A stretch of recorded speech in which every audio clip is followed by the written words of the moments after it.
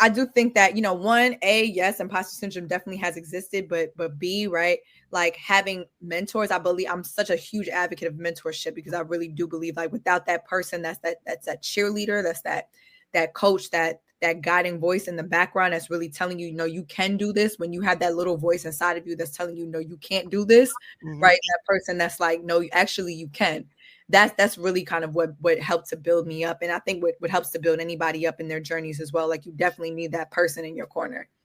I think you just, while you were talking, I didn't want to jump in, so I was actively listening. But mentor, that's, people don't realize the importance of mentors, coaches, therapists, just different people. There's an actor, I cannot remember his name, and he was talking about therapy was like having your coach. If you were in a boxing ring, that's your coach in the corner that's able to, tell you when you get hit, and you come out of that round, and they're like, yo, watch out, for the body shots, watch out for, make sure you're blocking your face, because they keep getting you. So they help you and give you guidance on how to get back in the fight, right? And hopefully not to get hit, right? And to block some of the shots that's coming for you. But imposter syndrome, for those that don't know, right, is the persistent inability to believe that one's success is deserved or has been legitimately achieved as a result of one's own efforts or skills. And I think what's hard about that, and why I think it hits us, especially people of color and women, is because of microaggressions. It's because often you can have the best resume, the best pedigree, and often still get looked past, don't get the promotion, don't get the raise, don't get the accolades. And I think when that happens to you repetitively, you can start to question your own self-worth, right? If you've been in unhealthy relationships, or you didn't have the best parenting, right? You can doubt your self-worth. And when you said mentors and support system, those can be both helpful or detrimental. You can have people who can make you lose confidence, or they can help you build confidence. So what are some of the things that you've done for yourself to maintain that in absence of mentors, when that little voice comes and says, you know what? Yeah, you ain't ready. You ain't good enough. I think that some of the things that help me in absence of mentor, well, first and foremost, though, the people who have mentored me, right, have sown into me in a way that has provided some sort of, some sort of foundational work of confidence, right? And so when you have those experiences, and when you know that there are people that are rooting for you, you feel that much better about moving forward in your purpose, moving forward in your path. And so that's number one, right? I feel like it is definitely all kind of like a circular, just kind of like cycle, right? Of when people pour into you, you now feel more empowered to pour into other people. And so for myself, I think personally, like, I have to tap into, I think getting to know yourself is a really big deal, right? Well, as we're talking about mental health, I was actually just having this conversation with a friend the other day, but really getting to know yourself, like really spending time with yourself to know the things that you like, the things that you don't like, and treating yourself well, right? Like treating yourself like the soft life you deserve. You know what I'm saying? Like if you know what I'm saying, making sure that you keeping up with your regular appointments, your grooming, your nail. Like you don't catch me without a nail appointment, okay? Your hair your hair appointments. Like I said, going to the gym, that's been a huge game changer in my life, period, right?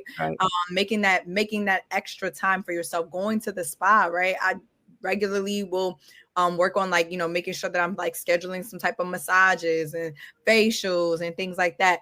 I think that those things are, and then of course being in therapy, those things are really getting to know yourself, really being able to process through your thoughts, and then just also setting aside the time that you have for yourself to check in, because life can be stressful, right? I know that I am experiencing and incurring very stressful situations all the time, being in school and whatnot. And so I think being intentional about spending that time with yourself, right, so that you can dress up, look good, smell good, feel good, right? You know what I'm saying? Those things will help you to radiate when you go out into the audiences and the spaces and the meetings and jobs that you have to be in, whatever it is, right? You are radiating that you have done the work on the inside. And that is showing when you are able to communicate and effectively execute the things that you're doing on the outside. I think that's true. I think it has to be a balance. Another influencer was talking about, if you're doing all these self-care things, which, Lyrical Faith just broke down a phenomenal self-care plan, self-care practices, right? Maintenance. But beyond that, right? What else are you doing in terms of your thoughts, your processing of your thoughts, and emotions, managing your emotions and not reacting on every emotion that you have? And you have to marry the two, right? You need to be able to say, okay, I look good on the outside, but if inside you dress like this, but then in the inside you're saying, you know what? Yep, I'm stupid. I'm dumb. Yeah, you're not really that put together, or you're turtling up in certain environments where you're scared to talk to people.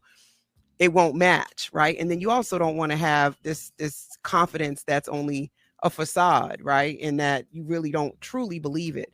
So you have to be able to have your receipts. And I think reading your bio often, we have great resumes and bios, and people still don't feel like they deserve where they're at. Like they still have to do more.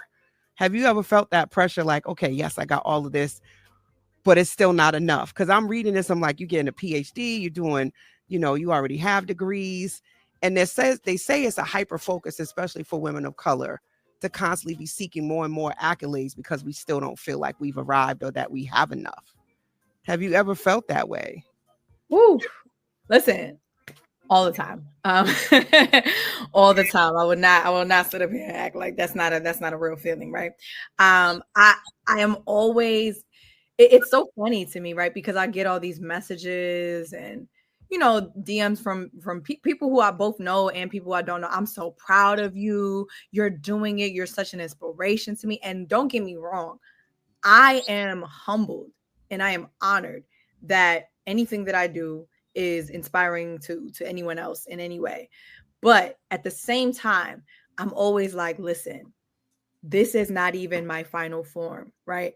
I am so appreciative that you are looking at what I've done, but what I've done, right, has only been a building block and a stepping stone to what I have in mind, right? My favorite scripture in the Bible is 1 Corinthians 2:9. It's no eye has seen, no ear has heard, no mind has conceived what God has for those who love him, right? And so I truly believe that should I be continuing on my calling and should I be continuing on my path in this thing that we call life, right? That there are things that will blow my mind that God has for me, and that I still need to do the work to allow myself to lean into that. Like I've not even gone through the smoke yet, right? And I'm still working towards that, because I do truly believe that there are things that my eyes have not seen, that my ears have not heard, right? There are still goals that I know that I have on my vision board, like big goals that I know that I have not gotten close to yet, and I'm still climbing towards that, right? And those are things that are between me, my journal, and God, right? And so and those are the things that I'm like, yo, I appreciate you saying that this is so inspiring, and thank you for congratulating me. But please congratulate me when I get this. Congratulate me when I go here, because I'm not even done yet. You feel me? Right. And that is truly what I mean when I say like I'm still wanting more. Yes. So I have this, this piece, because a lot of people, when they listen to the replay, and again, shout out to everybody. Let me give y'all some love, because there's a lot of people that are tuned in from Facebook. Shout out to Oppo. I see you, sis. Thank you so much for tuning in.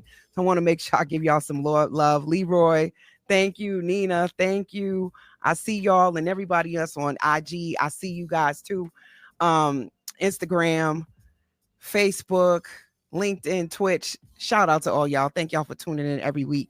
For those that don't know, and you just for the first time maybe fell upon me, this is Coach La La La, your favorite around the way therapist, and you're listening to Conversations with Coach La right now on iHeartRadio, and this is the Urban Heat 98.1 FM. We are